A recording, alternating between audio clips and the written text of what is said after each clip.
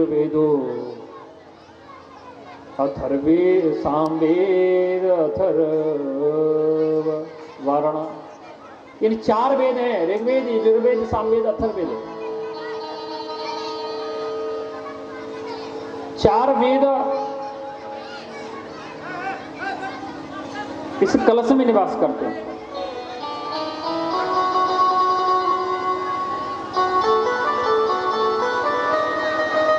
चारों वेद इसी कलश में निवास करते हैं।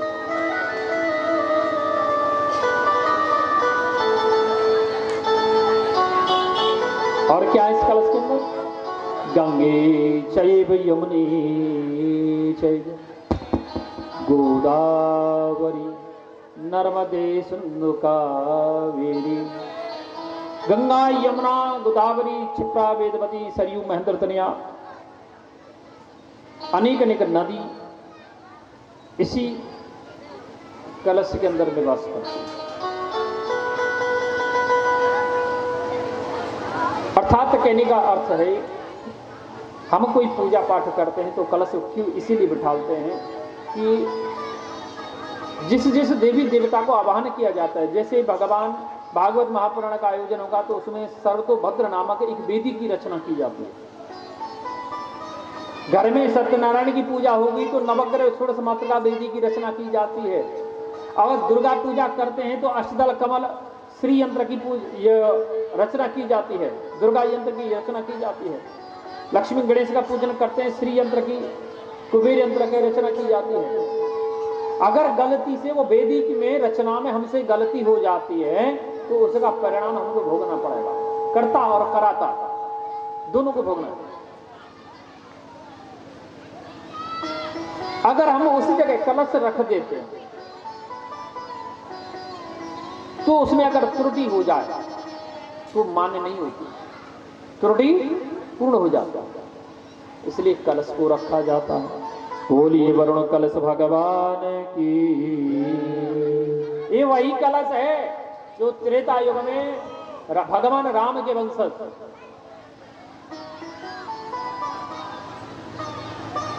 भगवान राम के वंशज महाराज युवनाश्व,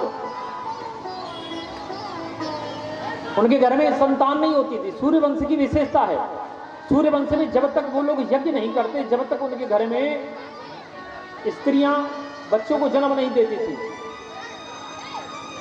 और यदुवंश में जब तक वो लोग लड़ाई झगड़ा नहीं करते, युद्ध नहीं करते, तब तक उनके विवाह नहीं होते।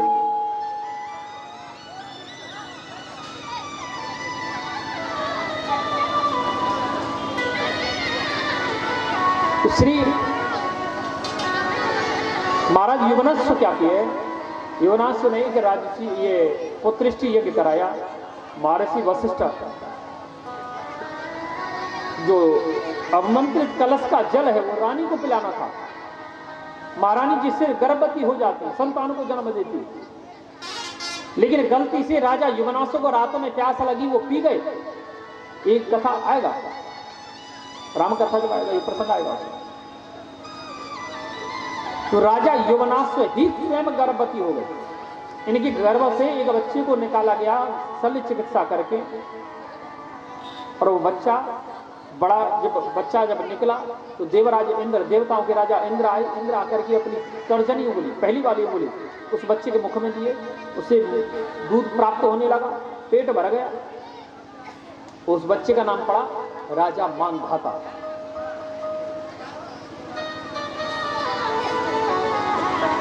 अर्थात ये जो कलश है साधारण नहीं है। इसी कलश में अमृत निकला था।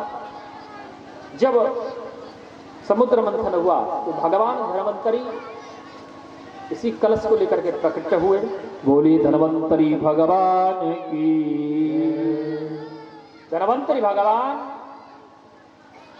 कलश को लेकर के जब प्रकट हुए तो कलश का जो अमृत था उसका वितरण हुआ। तो इस कलश को साधारण नहीं समझना चाहिए। आप लोगों में एक प्रथा है कि कलश को भसाने की, आप लोग कलश का भसान करते हैं, लेकिन वास्तविकता आप हमारे वृंदावन में चले जाए, कभी कलश को हम भसाते नहीं। हम लोग कलश को भसाते नहीं कभी।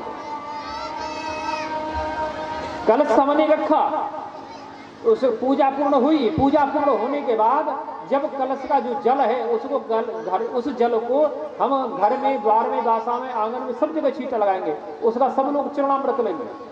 जो कलश का जल है उसका आचमन करेंगे। बचा हुआ जल महारानी वृंदा, तुलसी महारानी को अर्पण कर दिया जाएगा। खाली कलश को लेकर के उसमें चावल, जौ भर करके रख दिया जाता है। फिर कहीं साल में, 15 साल में, 2 महीने में, 4 महीने में, 10 दिन में, साल में, 2 साल में, 4 साल में कभी कोई बेटी बेटा का विवाह होता है तो कलश की आवश्यकता पड़ती है बैठाने के लिए, रखने के लिए। उसी कलश को हम लोग प्रयोग करते हैं। अशुद्ध नहीं है।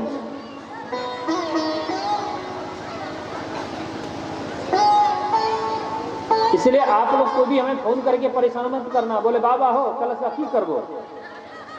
हाँ ठीक है, आप लोग को 14 तारीख को जब यहाँ से कलश मिलेगा तो कलश को घर ले जाएंगे, जल छीटेंगे और बचा हुआ जल तुलसी में अर्पण करके खाली कलश अपने रख लेंगे।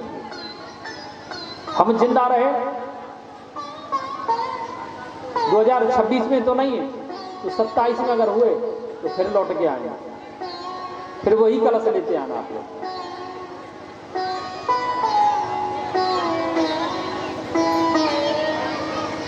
हमेशा मूल भागवत महापुराण का मूल उद्देश्य है संगति। अपनी संगति को बदल दो। जैसी संगति करोगे वैसा असर आपके पास आएगा।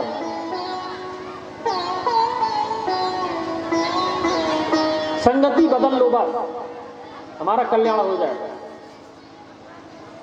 हम जैसे व्यक्ति की संगति करेंगे ना वैसा ही हमको असर आएगा और वैसे ही हमारी मनोवृत्तियां होती चली जाएंगी।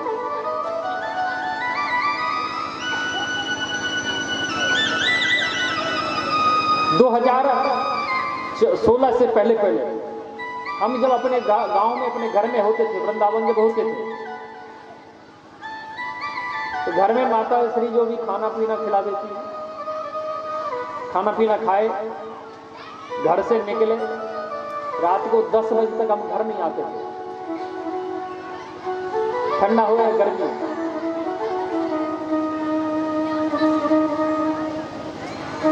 संगति का असर बता रहे हैं आपको। हम अपनी जीवन की गाथा बता रहे हैं, जो कोई शास्त्र में नहीं है।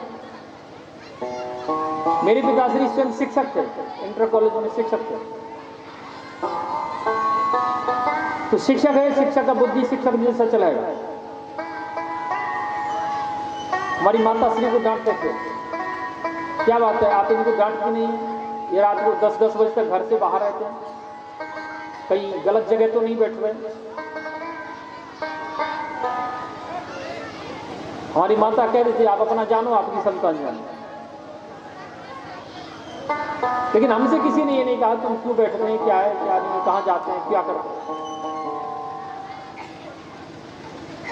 अनायास एक दिन हमारे पिता से हमारा पीछा करने लगे।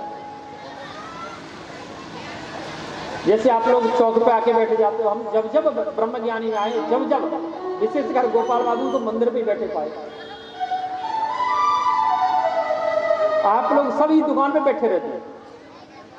ऐसे ही वहां एक राजपूत का दुकान था, उसी दुकान पे जाके हम बैठे। हमारे पिताश्री पीछे से आए, अंधेरा था थोड़ा सा, वो किसी को नहीं दिख रहे, उनको सब दिख रहा था कि दुकान पे उजाला था। दूर से देख दाख करके चले गए। कभी हमारे पिताश्री ने हमें घर से बाहर जाते हुए नहीं रोका, क्यों वो जान गए जिनके बीच में ये बैठा है वो व्यक्ति, जितना भी वहां पुरुष उपस्थित है, कोई पुरुष ऐसा नहीं है जिसकी उम्र 55 वर्ष से छोटी हो। सबकी उम्र 55 से ऊपर, सबकी उम्र 55 वर्ष से ऊपर। कभी छोटों में बीच में बैठे ही नहीं हमारे साथ। अब बूढ़ा व्यक्ति के बीच में बैठेंगे तो बूढ़े जैसी आचरण आएंगे, बूढ़े जैसे ही बुद्धि बनेगी, उनसे कुछ ना कुछ प्राप्त होगा। आप उनको दे के नहीं आ सकते, आप लेके आओ। इसलिए भाई आज हम देख रहे थे, संस्कारहीन बच्चा था, शायद उसको संजीव अगर नहीं रोकते तो शायद वो कुछ भी कर सकता था। दरगाह से जब सुपौल स्थान की तरफ जा रहे थे, बड़ी स्पीड में मोटरसाइकिल निकाला।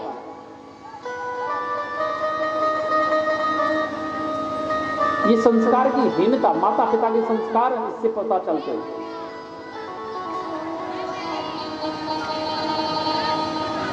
हमेशा अपने बच्चों को यही शिक्षा दिया करो कि अपने से बड़े का सम्मान करना। चाहे दिन में अपने से बड़ा दिन में 10 बार क्यों ना मिले, 10 बार उसको प्रणाम करने के लिए कहो कि 10 बार आदमी अपने से बड़े को प्रणाम करो, राम राम बोलो, राधे राधे बोलो, जो बोलना है हर बार बोला करो, अपने से बड़े को बोला करो। बड़ा प्रभाव है इस चीज का। महाराज अगर ये प्रणाम नहीं होता ना तो 5 पांडव जन कब के मर चुके होते। कथा के ये महाभारत के 5वें दिन ही मर चुके होते वो लोग।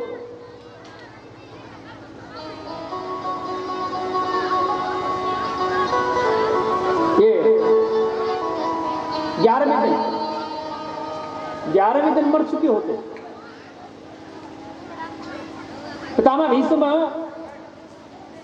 दुर्योधन के वाक्य से, वचन वाक्य से आहत हो गए और उन्होंने घोषणा कर दिया कि कल का युद्ध